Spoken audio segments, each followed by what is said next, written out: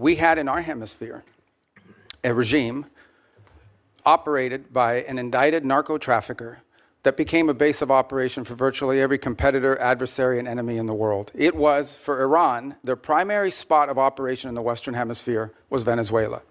For Russia, their primary base of operation in the Western Hemisphere, along Cuba and Nicaragua, was Venezuela.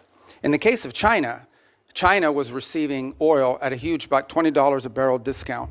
And they weren't even paying money for it. It was being used to pay down debt that they were owed. This is the oil of the people of Venezuela, and it was being given to the Chinese as barter at a 20%, at a $20 discount per barrel in some cases.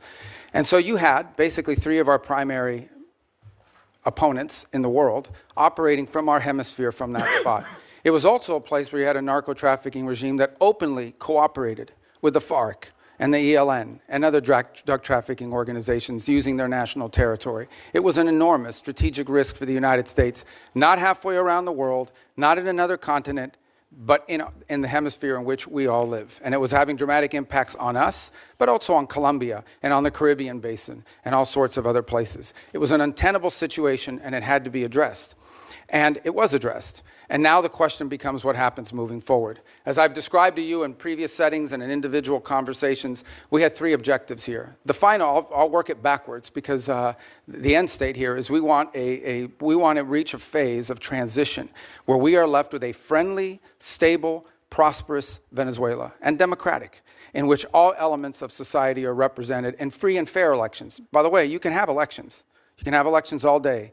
But if the opposition has no access to the media, if opposition candidates are routinely dismissed and unable to be on the ballot because the government, those aren't free and fair elections. That's the end state that we want. Free, fair, prosperous, and friendly Venezuela.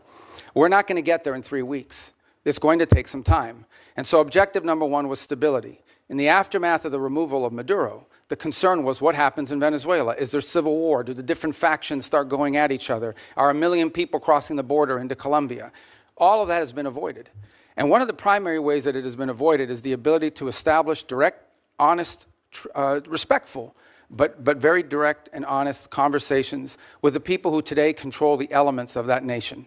Meaning the law enforcement, the government apparatus, etc. And one of the tools that's available to us is the fact that we have sanctions on oil. There is oil that is sanctioned that cannot move from Venezuela because of our quarantine.